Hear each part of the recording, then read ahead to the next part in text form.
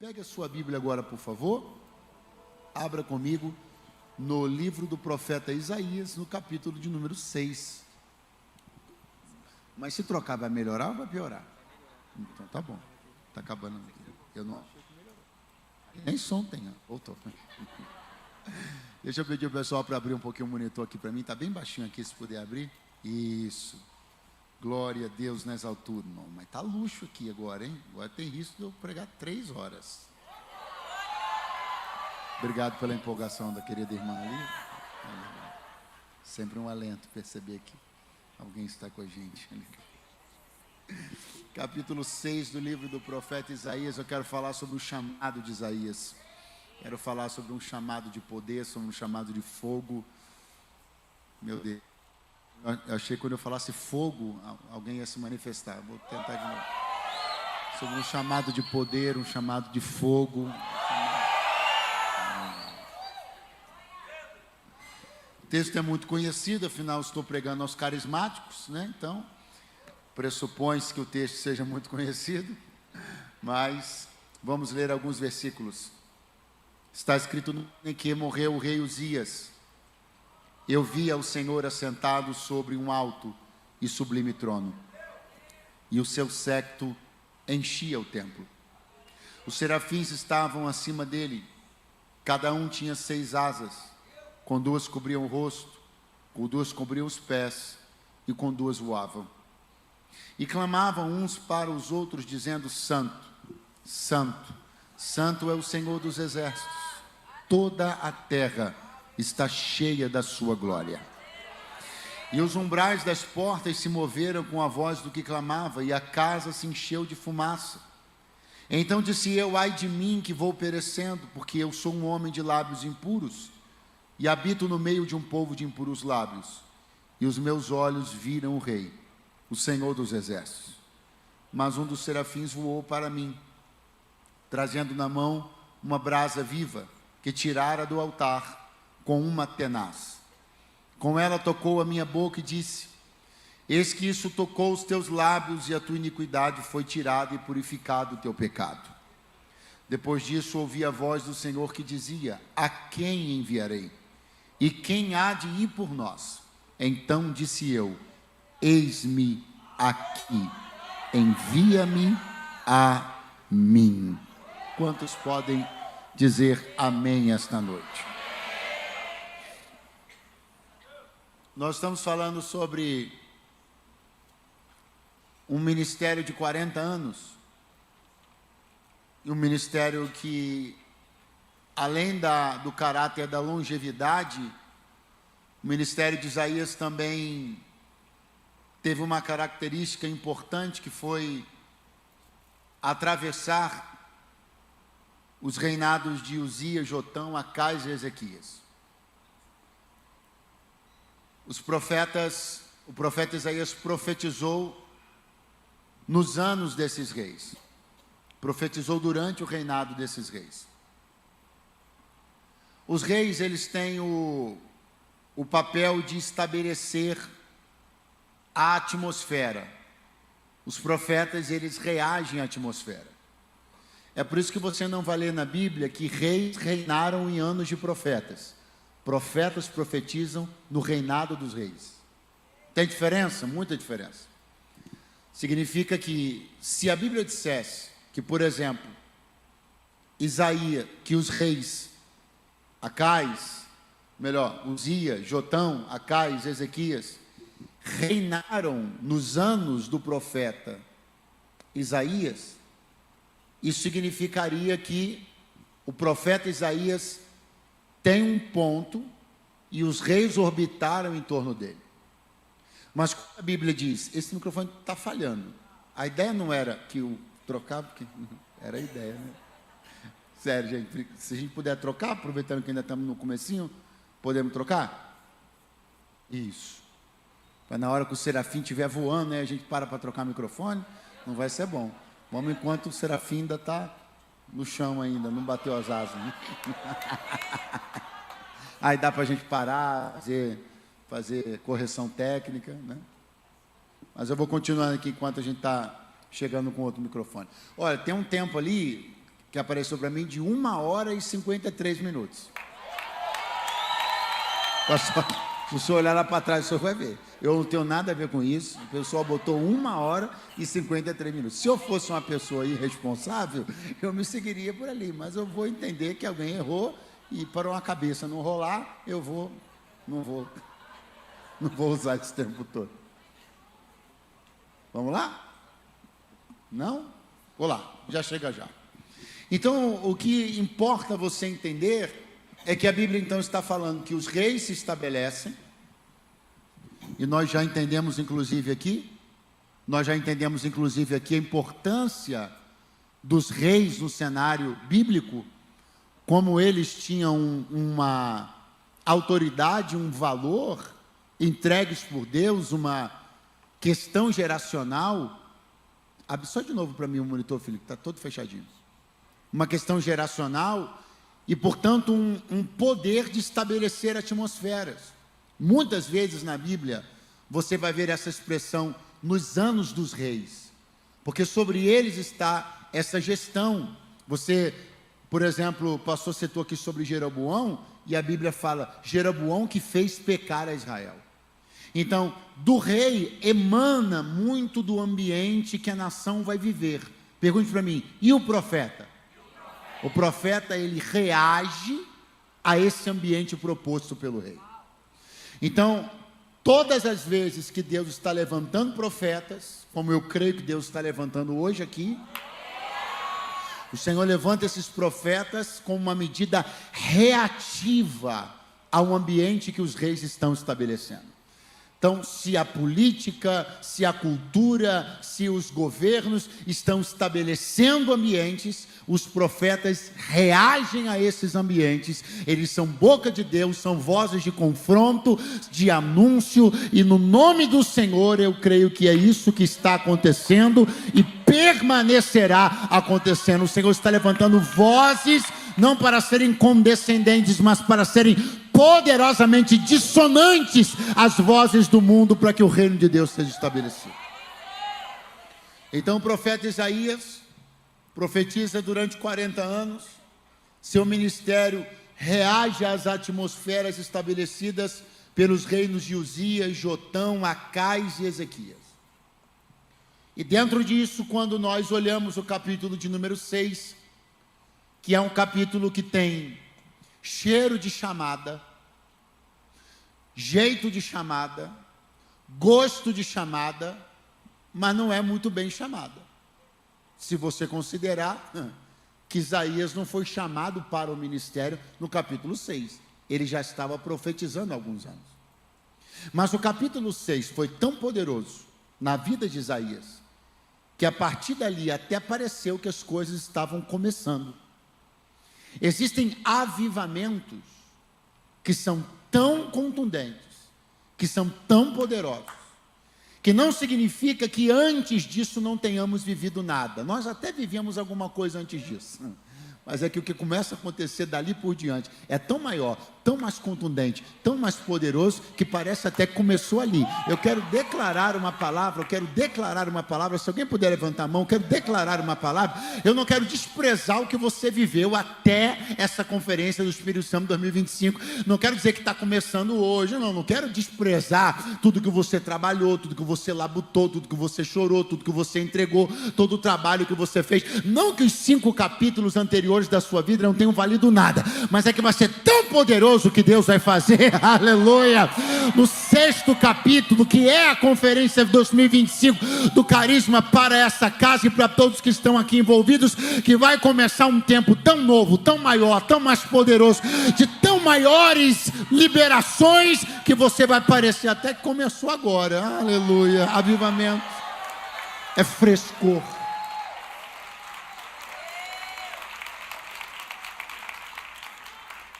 Avivamento é frescor. Avivamento é a devolução do frescor.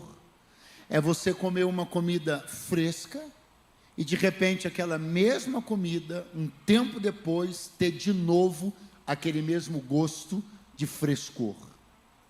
Quando então a gente olha para o capítulo de número 6, esse avivamento ministerial de Isaías começa com uma localização de espaço, melhor, uma localização de tempo, quando ele mesmo diz: no ano em que morreu o rei Uzias. Então toda a visão, toda a movimentação profética, simbólica, literal, tem de tudo aqui, que vai acontecer com Isaías. Ele data isso, ele localiza isso temporalmente, dizendo: no ano em que morreu o rei Uzias. Eu via o Senhor assentado sobre um alto e sublime trono. Essa visão que Isaías tem de algo tão longínquo, de algo tão distante, mas que ele me faz entender que, embora os olhos dele estejam para algo que está muito longe, ele também está enxergando elementos muito próximos. Ele fala sobre o altar, ele fala sobre o séquito que desce e que enche o templo, ele fala que a casa se enche de fumaça. Então ele está falando que os olhos dele estão vendo o trono, mas ele, dentro da experiência, está no templo. Vamos de novo. Os olhos no trono. Os olhos no, mas ele está no. Quando homens de Deus foram levantados, quando tiveram experiências de avivamento, grandes cenários que envolveram o chamado de grandes homens de Deus aconteceram em lugares diversos. Com Jeremias, por exemplo, Deus fez coisas lindas, como, por exemplo, mandá-lo descer à casa do oleiro. Com Ezequiel, por exemplo, o Senhor deu-lhe uma visão de um vale de ossos secos. Mas com Isaías, nem vale, nem outro lugar qualquer, mas sua experiência e seu avivamento se dão dentro de uma ambiência que era muito importante para que algumas coisas na sua vida e no seu chamado não se perdessem.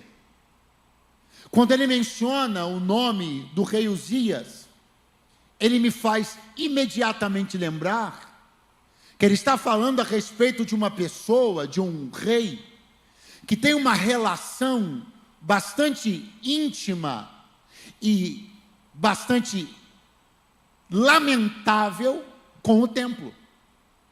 Porque foi o rei Uzias que, segundo a história bíblica, tomou uma iniciativa terrível, uma ideia terrível, de entrar no templo, na casa do Senhor, e tomar inadvertidamente mão do incensário, pensando que poderia manuseá-lo, tomando ou usurpando uma função sacerdotal que não lhe cabia como rei.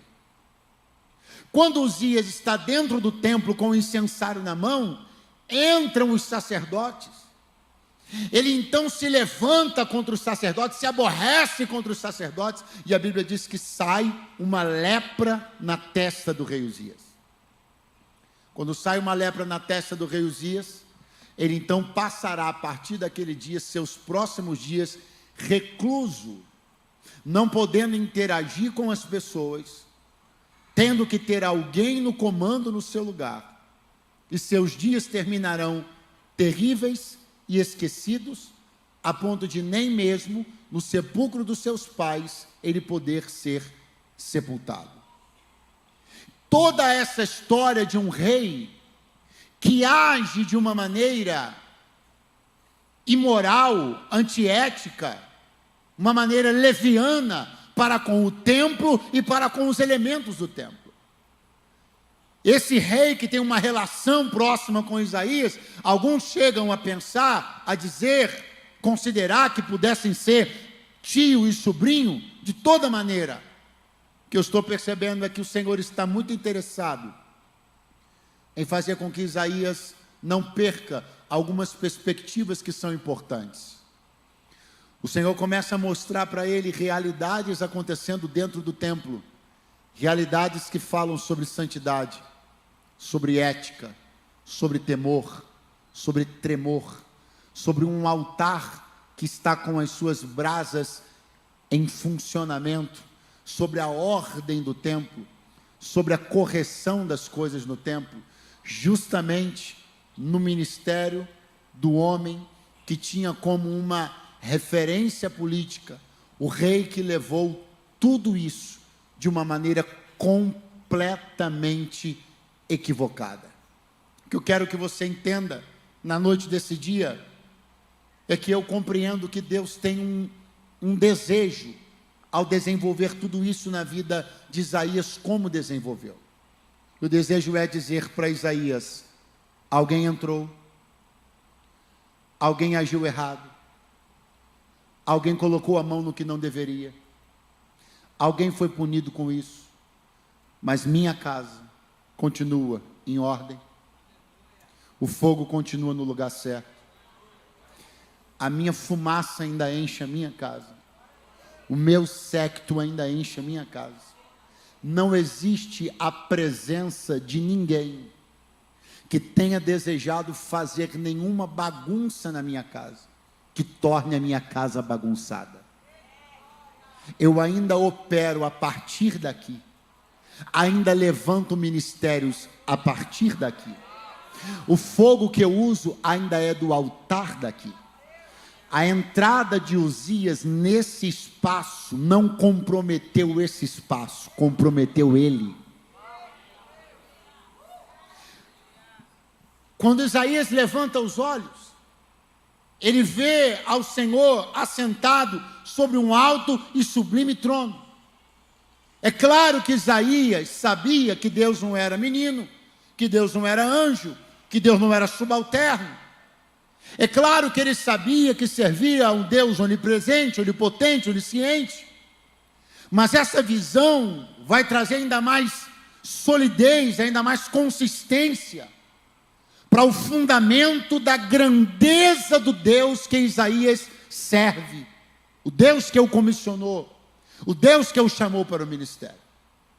Isaías precisava ter uma visão ainda mais clara, ainda mais contundente a respeito de soberania. Repete comigo: soberania, grandeza, autoridade. Quando eu continuo passando para frente as páginas da Bíblia Sagrada, eu vou chegar 10 capítulos depois, no capítulo de número 16. E no capítulo de número 16 está registrado um pouco daquilo que já é pouco a respeito da história pregressa de Satanás. Não se sabe muito e nem foi falado biblicamente de maneira muito aberta a respeito das coisas ocorridas nos tempos anteriores da eternidade, antes da fundação do mundo, sobre Satanás. E sobre o pouco que se sabe, um pouco disso foi entregue ao profeta Isaías, um pouco entregue ao profeta Ezequiel. O que eu quero dizer a você que no capítulo 16, Deus decidiu falar a Isaías a respeito da realidade do adversário, mostrar um pouco da história pregressa de Satanás. Mas isso foi no 16, porque no 6, Deus já havia mostrado para Isaías sobre o seu trono, sua altura, seu poder, sua soberania. E agora não tem problema nenhum, não mexe em nada, não altera nada, saber sobre o diabo, para quem primeiramente já soube quem é Deus. Eu fico preocupado com pessoas que querem acessar mais informação sobre o diabo do que sobre Deus. Pastor, e tem.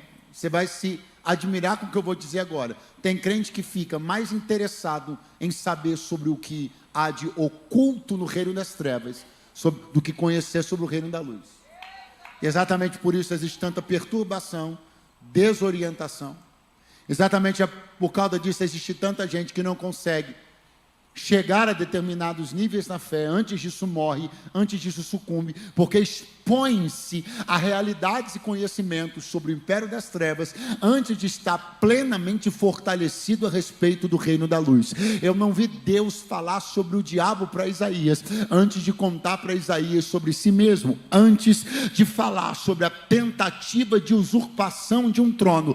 Deus falou sobre o quão alto esse trono era, e depois que a gente descobre a altura do trono de Deus, todo e qualquer outro trono já não nos impressiona mais. Oh, por favor, levante a mão mais alto que você puder, porque você terá tanta consciência, terá tanta consistência a respeito do Deus que você serve, que a realidade ou a revelação ou a exposição a respeito de nada sobre a estrutura das trevas, o império das trevas, os laços do maligno, as tentativas do diabo não vão me impressionar. Pastor, eu fiquei sabendo que 11 mil se levantaram. Tudo bem, o que importa é que primeiro você fique sabendo que o Salmo 91 diz que desses 11 mil, 1.000 vão cair do teu lado e 10.000 vão cair da tua direita. Oh, glória. Pastor, estou desesperado porque fiquei sabendo que foi armado um laço de morte contra mim. Se você primeiro tivesse ficado sabendo que a Deus pertence o livramento dos laços de morte, você não estava preocupado. Pastor, fiquei sabendo que fizeram uma obra, falaram do sapo, falaram da rã, falaram de um montão de coisa, eu estou desesperado. Você devia ter ficado sabendo antes que para isso o Filho do Homem se manifestou, para desfazer as obras do diabo. Quem sabe quem é Deus não teme o diabo. Quem conhece as milícias celestiais não teme os exércitos dos demônios. Oh, eu tenho uma palavra de Deus para esse povo reunido aqui essa noite: mais conhecimento sobre o trono de Deus, mais conhecimento sobre o poder de Deus, mais conhecimento sobre a unção de Deus, e tu não temerás a nada nem a ninguém.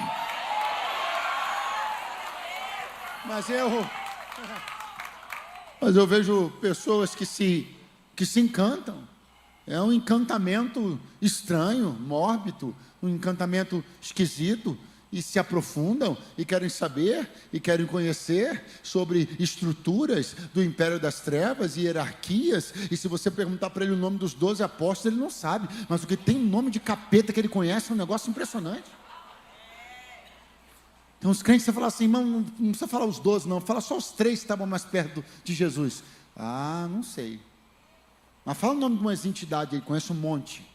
Mas não é porque serviu no passado, não. É porque tem um deslumbre, tem um encantamento de ficar conhecendo essas coisas. Conhece tudo, sabe de tudo, o nome de tudo. E isso está minando fé, minando certeza, minando convicção. Aí quando essas estruturas se anunciam, quando elas se levantam, aí eu mingo, aí eu fico com medo, eu fico acovardado, porque não tenho conhecimento prévio sobre quem é aquele que luta comigo. Aí eu estou como Geazi, assustado com os exércitos sírios, mas quando tem Eliseu, maior é o que está conosco do que levante a sua mão, eu libero sobre a tua vida uma palavra, uma certeza profunda, com raízes profundas na tua alma, acerca de quem é o Deus que tu serve, e depois disso não importará ninguém que se anuncie tendo se levantado contra ti, nem contra os teus.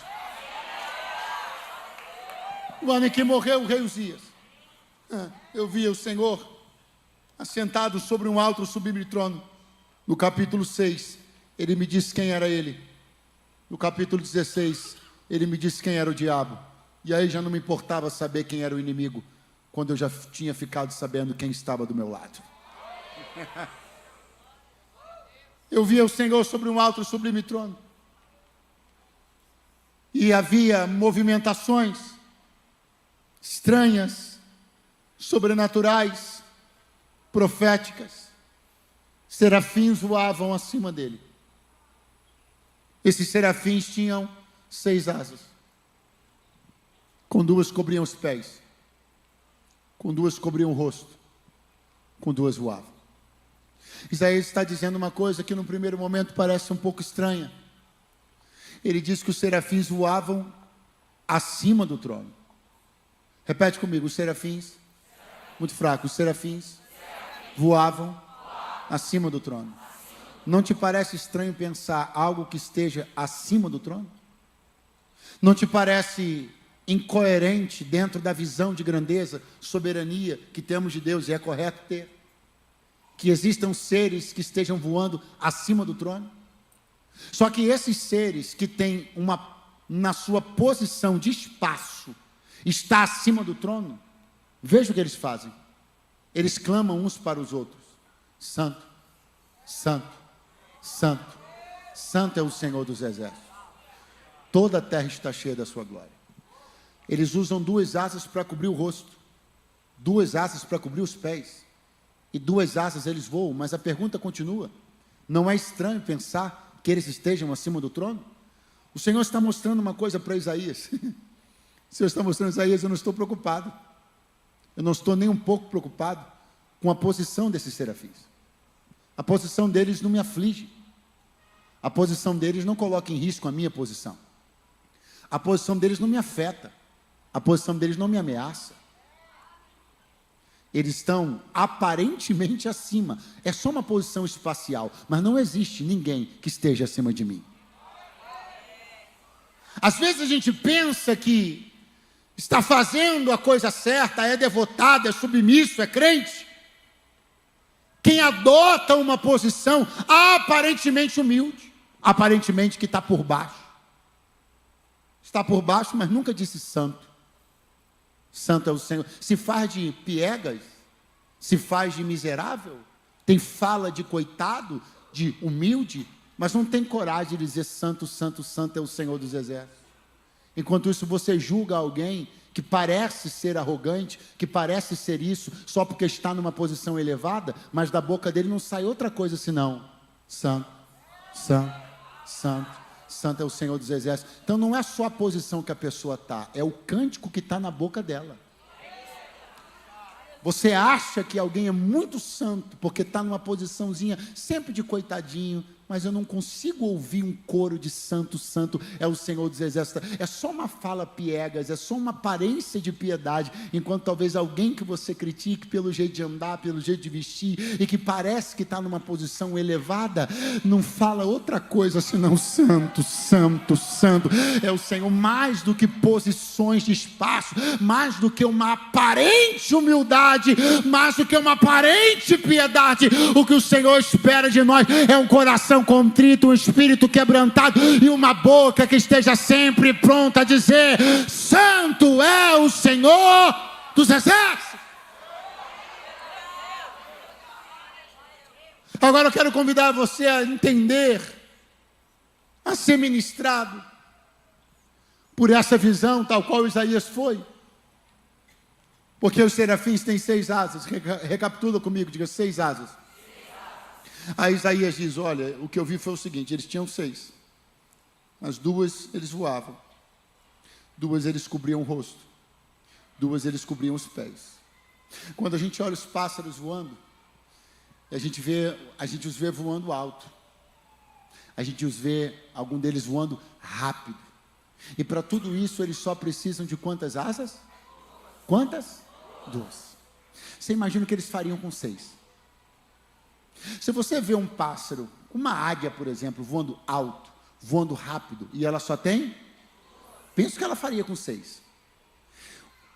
Um pássaro com 6 asas teria, obviamente, mais velocidade, mais capacidade de ir alto.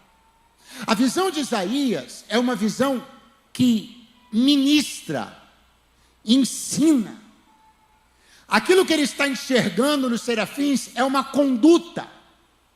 O que Deus está ministrando a ele e ministrando a nós acerca desta visão é sobre uma conduta, é sobre uma escolha e é sobre renúncia. Pastor, mas os serafins só diziam: santo, santo, santo é o Senhor dos exércitos. Isso é o que saía da boca deles. Mas o testemunho que eles davam, para quem via, pregava tanto quanto o que saía da boca deles. E o que eles pregavam com o seu testemunho? Nós temos 6 asas, poderíamos voar mais alto, poderíamos voar mais rápido, mas vamos usar 1/3 das asas que temos para voar e 2/3 para adorar.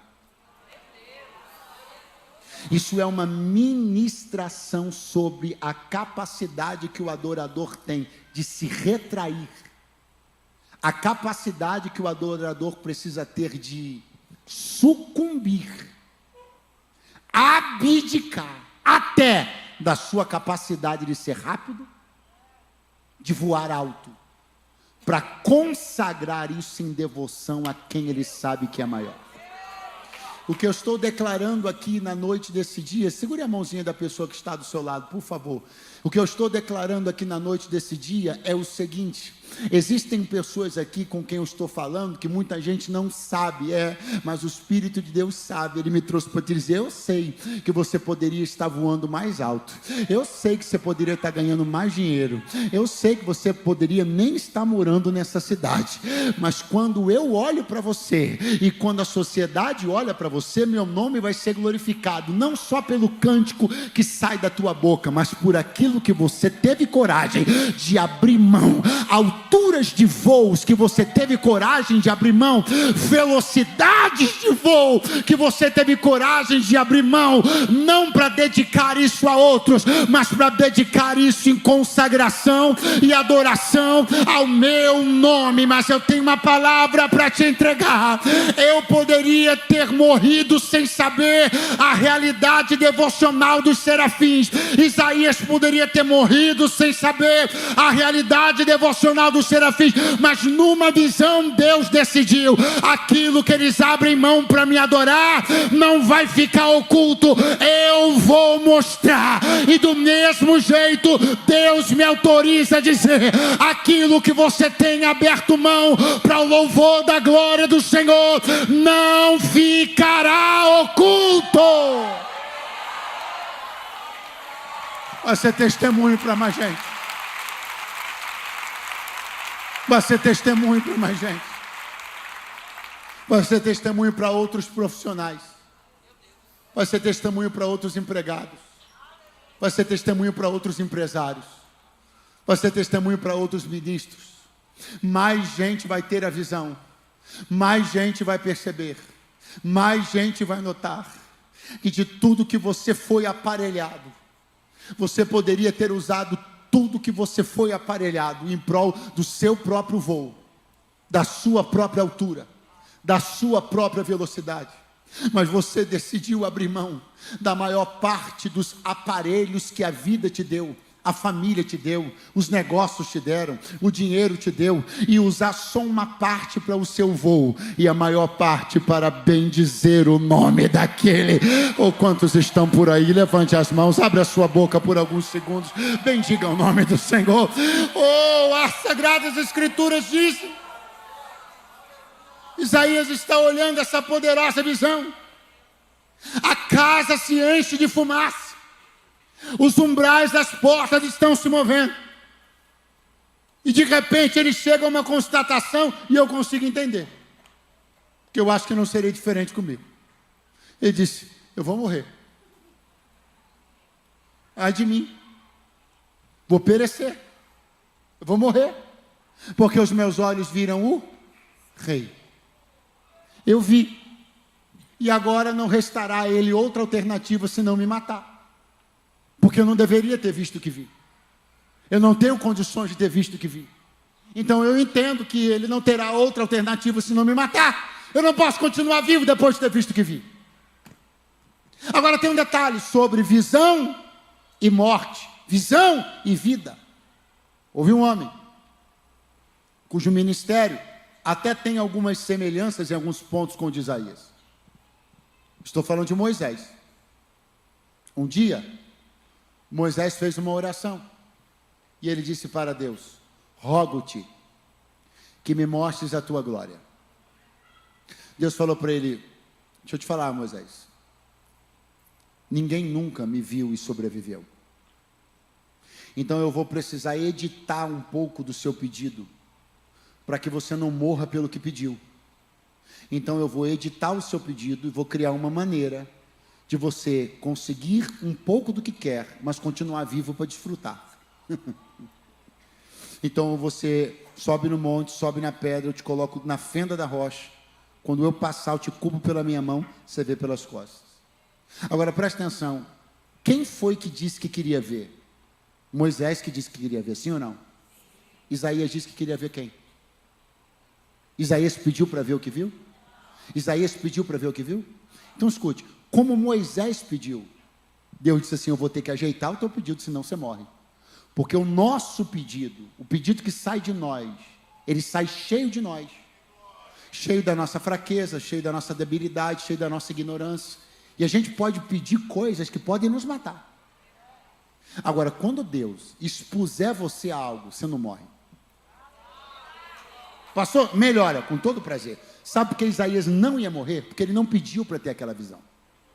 Quando você arrumou, quando você quis, quando você deseja, você está sob sua própria conta e risco. Agora, quando é Deus que decide te mostrar, Ele garante que você vai viver. Tem uma palavra de Deus para alguém aqui. Tem uma palavra de Deus para alguém aqui. Visões que nós procuramos podem nos matar. Visões que Deus nos dá não matam.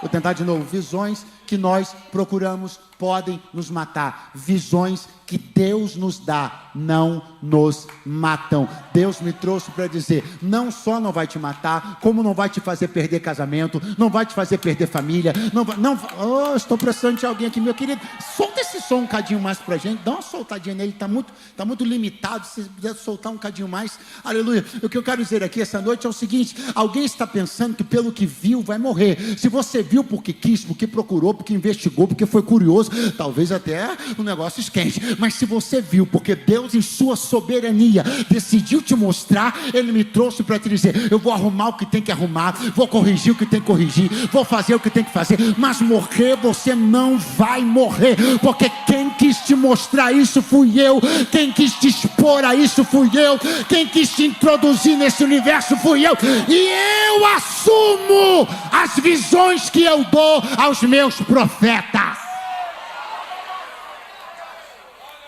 Eu compreendo, Isaías, que você esteja assustado pelo que viu. Só que você não considerou, que você não pediu para ver. Deus te mostrou porque quis. E Ele não seria cruel a ponto de te mostrar uma coisa que você não pediu para ver e te matar por causa disso. Ele não te mostraria uma coisa que você não pediu para ver e te faria perder o teu casamento por causa disso. Ele não te mostraria uma coisa que você não pediu para ver e te puniria depois por algo que você nem pediu. Se Ele deu a visão, Ele dará também a sustentação. Eu vou morrer, porque eu vi o rei,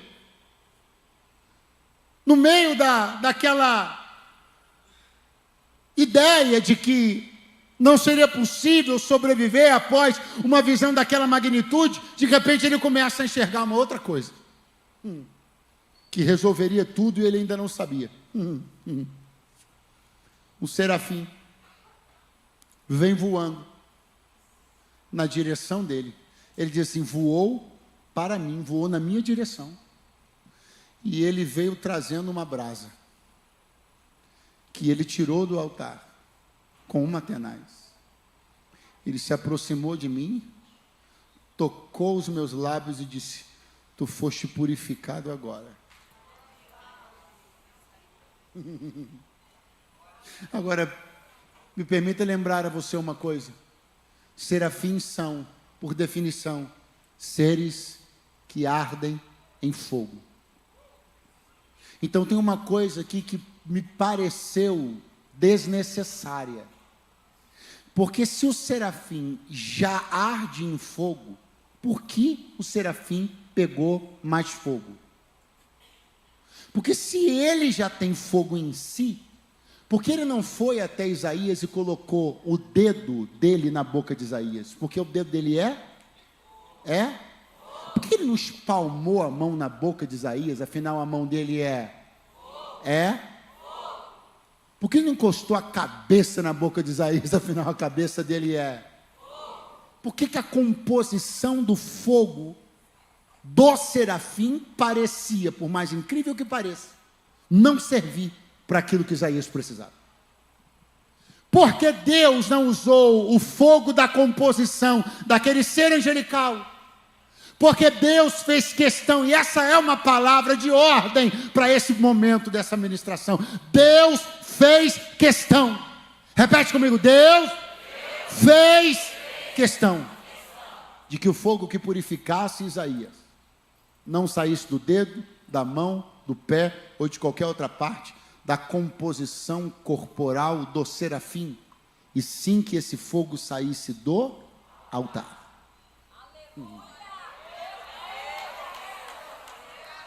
O que é isso senão Deus ordenando os trabalhos de uma maneira tão zelosa e tão ética, que só não entende, não aprende quem não quer.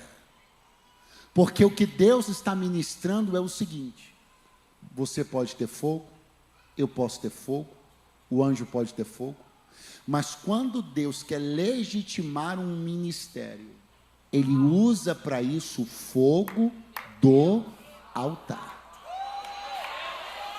Pastor, mas tem um profeta aqui em Brasília que ele é fogo puro. Muito bom, glória a Deus, não é presente que eu quero conhecer.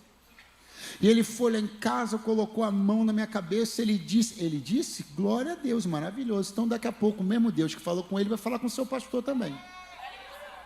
Um aleluia, um glória a Deus lá na livraria. Não, pastor, mas não precisa não, o negócio pegou fogo lá em casa. Não, é você que não está entendendo. Para o teu ministério ser legitimado, não serve o fogo do profeta, não. Tem que ser o fogo do altar da casa que você serve. Porque isso é sobre ordem. O reino de Deus é ordeiro. Deus não trabalha com desordem, não tem desmantelamento, não tem poderes paralelos. A coisa é do jeito que é. A Jerusalém de Deus é o templo do Senhor, é o altar de Deus, onde o fogo foi aceso uma vez para nunca mais apagar. Eu quero dar um glória a Deus, porque eu sei que estou pregando para gente que sabe que se não começar aqui, não tem validação espiritual. Se não começar aqui, pode ser qualquer coisa menos ministério validado debaixo da santidade do Altíssimo. Eu não quero ser validado por poderes paralelos, eu não quero ser validado por autoridades paralelas. Eu quero que o fogo que me valide venha do altar da casa do meu Pai. Questão daqui a pouco isso vira uma bagunça. É um montão de gente para lá e para cá, validando o ministério, levantando os outros, ordenando um, consagrando o outro, ungindo um no monte, na campina, no salabilá Deus aonde? E o fogo do altar, que é bom, camarada não respeita, não reverencia. O fogo do altar da Jerusalém dele, da casa dele, onde Deus colocou um sacerdote para cuidar dele, esse fogo ele não vê. Não gosta, não zela, não serve. Se tu não tiveres expediente de serviço nesse altar, não venha dizer para mim que você está fazendo obra de Deus em canto nenhum.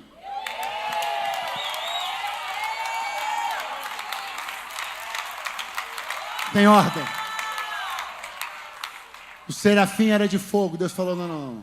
Mesmo você sendo de fogo, passa no altar do fogo que eu acendi uma vez lá no deserto, pega fogo de lá e unge a boca do meu profeta. Porque senão, depois vão dizer por aí que foi serafim que acendeu ele. E eu não quero levantar profeta com fogo de serafim. Eu levanto profeta com fogo de altar.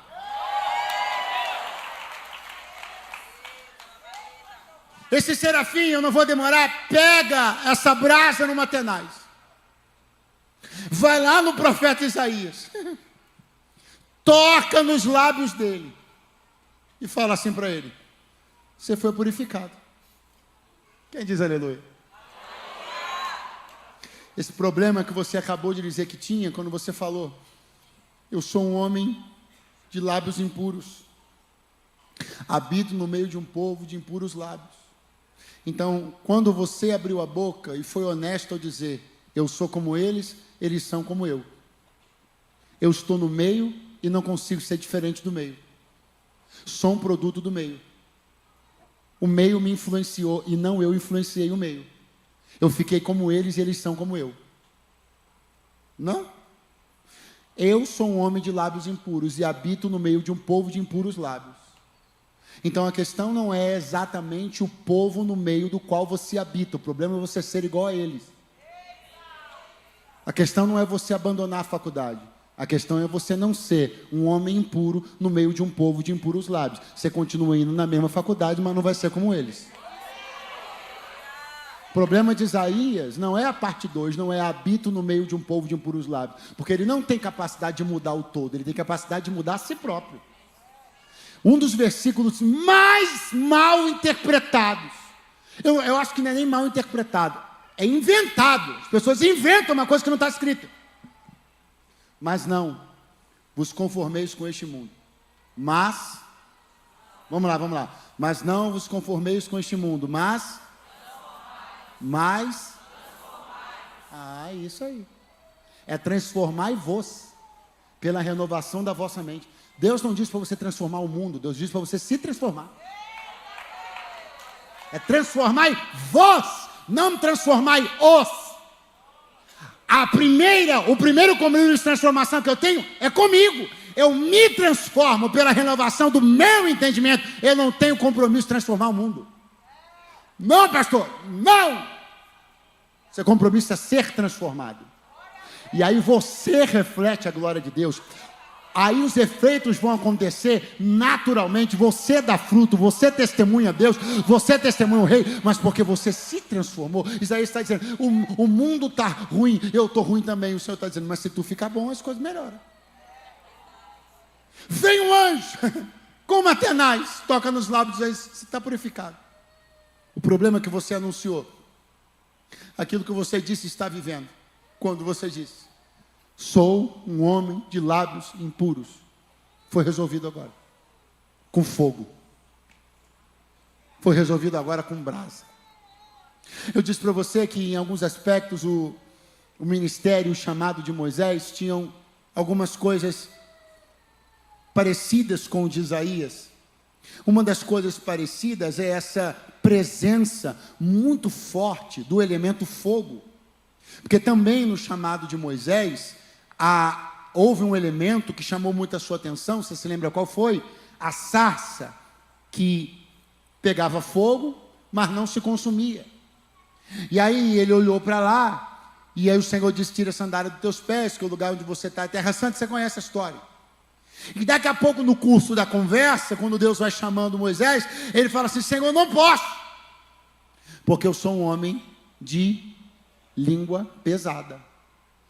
Eu tenho um problema aqui, Senhor, também aqui, ó, na minha fala, na minha boca, tem um problema por aqui. Os dois profetas têm problemas mais ou menos na mesma região, na boca. Moisés tem um, Isaías tem outro. Agora, quando Moisés falou, eu tenho um problema, sou pesado de língua, tenho um problema na boca, o Senhor foi e falou assim, vou levantar teu irmão, Arão. Você fala para ele, ele fala para Faraó. Você repara como Deus tomou uma atitude muito prática? Tinha uma sarça ali pegando fogo, não tinha? Tinha ou não tinha? Moisés acabou de dizer, eu tenho um problema, eu sou pesado de língua. Não parecia que fazia lógica para ficar bem pentecostal assim, né? O Senhor ia lá, pegava um pedaço daquela sarça, enfiava na boca de Moisés. Não ia ficar pentecostal? Ia ficar muito parecido com o que aconteceu com Isaías. Mas por que com Isaías Deus usou fogo e com Moisés Deus só usou um intérprete? Porque o problema de Moisés não era impureza. Impureza se resolve com fogo. Uma vez eu vi uma cena que nunca mais esqueci. Estava numa igreja, no carnaval agora de 2025. E tinha um pastor bem senhorzinho, quando terminou o culto, bem senhorzinho mesmo. E não bastasse ser bem senhorzinho, bem idoso, aparentemente também bem indouto. Ele começou a se dirigir à igreja, ele queria falar algumas coisas sobre os próximos dias, mas ele não lembrava o nome das pessoas que iam estar ministrando no outro dia.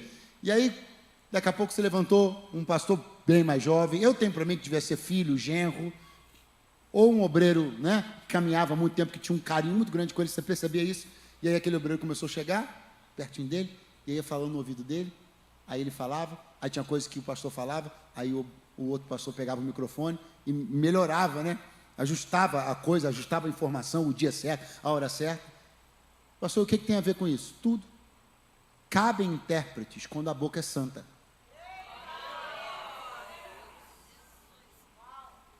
Sabe por que Deus só disse para Moisés: vem Arão, como se levantou o obreiro da história que acabei de contar? Porque o problema nos lábios desse velho pastor não era impureza, era só cansaço. Quando o problema é cansaço, Deus resolve com meios comuns, com meios triviais. Quando o problema é impureza, aí tem que botar fogo na história. Alguém está pensando assim: dá para resolver com uma manobra. Não dá, tem que ser fogo. Certos casos não se resolvem com manobras administrativas. Certos casos não se resolvem com abafas, tem que ter fogo. Certas situações não se resolve cobrindo, encobrindo, maquiando, se resolve com fogo. Impureza na Bíblia é resolvida com fogo. E eu quero declarar no nome de Jesus que o fogo de Deus vai purificar bocas, vai purificar ouvidos, vai purificar corações, vai purificar gente que está nos nossos púlpitos. Nós não vamos ter arranjos, nós vamos ter transformação através do fogo de Deus. Quando Isaías se viu livre daquilo, as palavras do serafim são: toquei nos teus lábios, tu foste purificado. De repente, Isaías ouviu uma voz que fazia uma pergunta, e a pergunta era: a quem enviarei? Quem há de ir por nós? Verso de número 8. Depois disso, ouvi a voz do Senhor que dizia. Repete comigo: ouvi a voz do Senhor que dizia. Isaías não disse assim: depois disso, Deus falou comigo. Ele não disse: depois disso, Deus me perguntou a quem enviarei. Ele disse: depois disso, eu ouvi a voz do Senhor que dizia.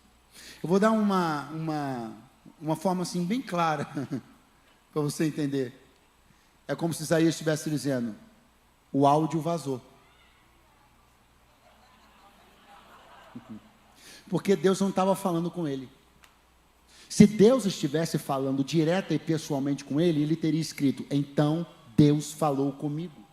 Então ouvi a voz do Senhor que me perguntava. Mas ele diz: eu ouvi a voz do Senhor que dizia. Uma coisa é eu chegar para você e perguntar: a quem eu vou enviar? Como é seu nome, querido pastor? Esqueci. Celiton. Uma coisa é eu chegar e dizer assim: Celiton, a quem eu vou enviar? Quem há de ir por nós? Uma outra coisa é estarmos, eu, pastor Esdras, conversando aqui, ó, e ele está passando e a gente está conversando: a quem enviarei? E ele ouve. O que Deus está dizendo é o seguinte, o que o texto está deixando claro é o seguinte: o Senhor abriu o áudio na eternidade e deixou vazar para ver quem se importava. Porque alguém está dizendo assim: Deus não falou comigo, e o Senhor está dizendo: mas eu deixei o áudio vazar. Alguém está dizendo: o dia que Deus me chamar vai ser meu CPF, a placa do meu carro. Para de graça, o áudio já vazou. Alguém está dizendo: se Deus tivesse uma coisa comigo mesmo, então o pregador hoje vai estar com uma coisa assim, uma roupa assada. Eu tenho certeza que você não falou um tênis vermelho, não falou. Aí você se arrebentou. Se você tivesse falado um tênis vermelho, você acertava. Porque nós estamos criando formas e maneiras de nos distanciar, de ficarmos alheios a esse chamado. Isaías não quis ficar alheio, Isaías quis ser participante. Nem o nome dele Deus falou, ele falou assim: eu. Quando aquilo que Deus quer fazer torna-se exposto, quem quer participar levanta a mão e diz: eis-me aqui. Esse Carisma 25, o áudio está aberto, os planos do Senhor estão expostos, e quem quiser vai dizer: eis-me aqui. Não dá mais tempo. Não dá mais tempo de você ficar fazendo Prova de Gideão, vê-lo seco, vê-lo molhado, vê-lo encharcado, vê-lo... É hora de você perceber que se existe uma demanda, você é a oferta. É hora de você começar a perceber que se você for exposto a uma crise, talvez você seja quem vai resolvê-la.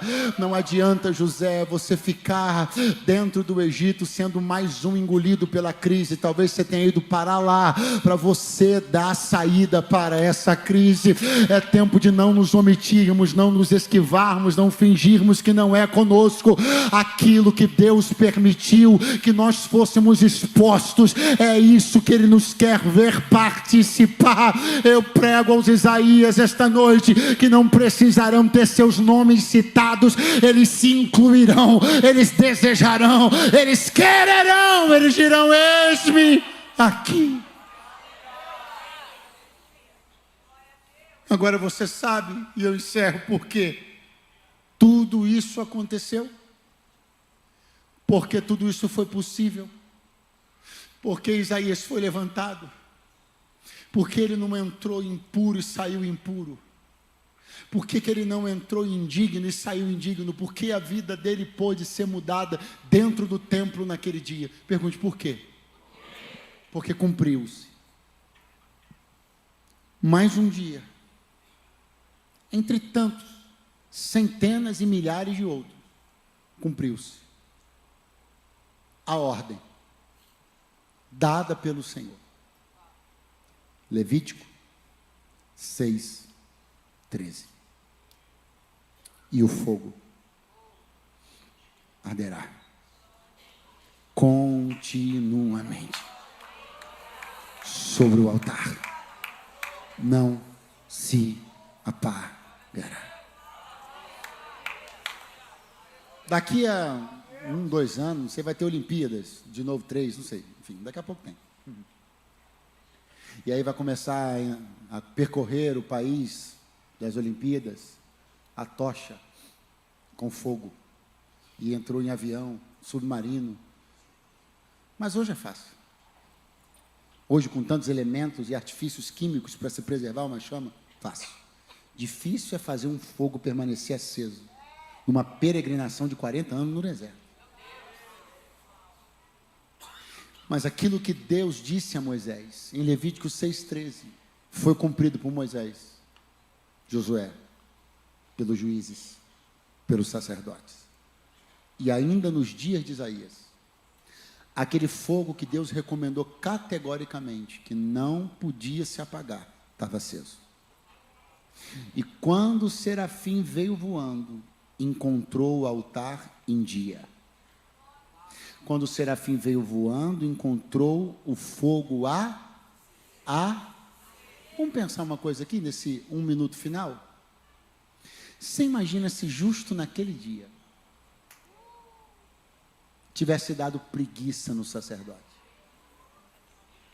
Porque talvez naquele dia o sacerdote pudesse ter pensado: já tem tanto tempo com isso aceso, é um dia só. Mas era o dia que o profeta messiânico ia ser avivado. Já pensou, sacerdote, se tu falha naquele dia? Pastor, onde o senhor quer chegar? Não, já cheguei.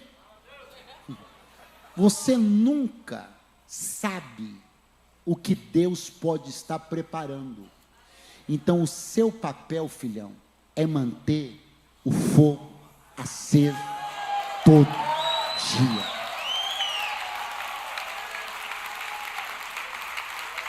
Não fique preguiçoso um dia. Não suba uma tribuna para pregar preguiçoso um dia. Não pegue para fazer um louvor e ministrar um louvor sem vontade ou sem consagração um dia. Porque pode ser que no dia que você ficou preguiçoso foi o dia que Isaías veio no culto. E aí, se o avivamento na vida de alguém escolhido por Deus for atrasado porque você não botou fogo no altar aquele dia, eu quero ver com que cara você vai se apresentar diante de Deus no próximo dia. Quando nós nos omitimos da tarefa de manter o fogo no altar, nós estamos tirando de alguém o benefício de ser avivado. Pastor, mas Deus não precisa de mim, mas Deus, mas pode ser que ele vá ser avivado 3 dias depois, 4 dias depois, em 3 dias ou 4 dias, de atraso num avivamento, porque eu não coloquei fogo no altar no dia que Isaías veio no culto. 3, 4 dias, uma palavra que agora não recebeu, é alguém que vai descer sepultura sem conhecer o rei.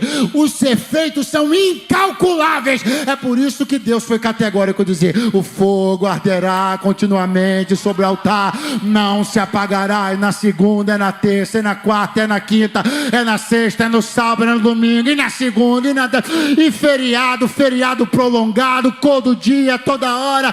Eu não sei o que Deus pode estar querendo fazer, o que eu sei é que Ele me chamou para deixar o altar com fogo em dia todo santo dia.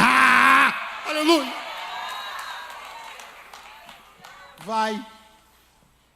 Vai que no dia que você decidiu cochilar, ser displicente, o dia que você decidiu ser displicente com fogo no altar, foi o dia que uma suicida em potencial sentou do seu lado no ônibus.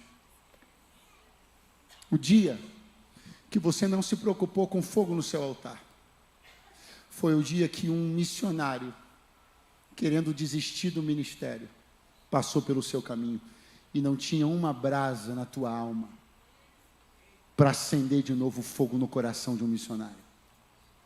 Não tinha uma palavra de vida na tua boca para tirar um suicida do caminho da morte. Porque um dia você foi preguiçoso, pensando que era só mais um dia. Foi mais um dia para você que selou a eternidade para alguém. É por isso que eu quero encerrar essa noite, junto com você, debaixo de um santo compromisso, que arda o fogo continuamente sobre o altar, sem se apagar, debaixo da chuva, debaixo de vendavais, debaixo de crises existenciais, debaixo de desertos emocionais, debaixo de escassez financeira, debaixo de problema não tem outra alternativa. Eu tenho um compromisso primário todas as manhãs, deixar o altar aceso, e quem me acompanha nisso vai ficando de pé do seu lugar agora, com uma palavra de glória a Deus na boca, com um aleluia, com um santo, santo, santo é o Senhor dos exércitos, com uma expressão de devoção. Oh, bendito seja o nome do eterno Deus.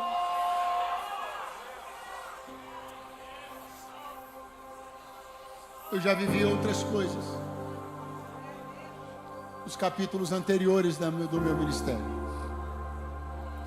mas eu estou querendo muito que esse seja o 6º capítulo da minha vida, que essa noite seja o 6º capítulo, que nessa noite, de uma maneira muito tremenda, Deus marque a minha vida com a brasa do altar. Eu não quero fogo estranho, eu não quero a euforia dos picos emocionais, dos treinamentos de desenvolvimento pessoal, não. Eu quero o fogo do altar. Eu não quero as emoções passageiras dos romances do cinema. Eu quero a transformação verdadeira que só quem pode oferecer é o fogo do altar. Eu não quero a ilusão de que mudei. Eu quero mudar de verdade no poder transformador do fogo no altar. Eu não quero fingir que alguma coisa mudou. Eu quero que mude de verdade, de dentro para fora, no poder do fogo no altar. Se alguém mais além de mim está interessado em que o fogo do altar toque a tua boca agora, toque os teus lábios, toque os teus pés, toque as tuas mãos, toque os teus olhos, onde houver impureza seja queimada agora. Todo impedimento da tua vida, do teu corpo, da tua alma, do teu espírito, seja rompido e vencido agora. Toda atadura, toda cadeia, toda mordaça, todo nó, seja vencido agora no poder do nome de Jesus. Tem fogo nesse altar, tem fogo nesse altar, tem fogo nesse altar, tem fogo nesse altar. Não tem emoções passageiras, tem fogo nesse altar. Não tem pirotecnia, tem fogo nesse altar. Não tem só fumaça de aparelhos, não, tem fogo nesse altar. Não tem só luzes cênicas, não, tem fogo nesse altar. Não tem só telão bonito, não, tem fogo nesse altar.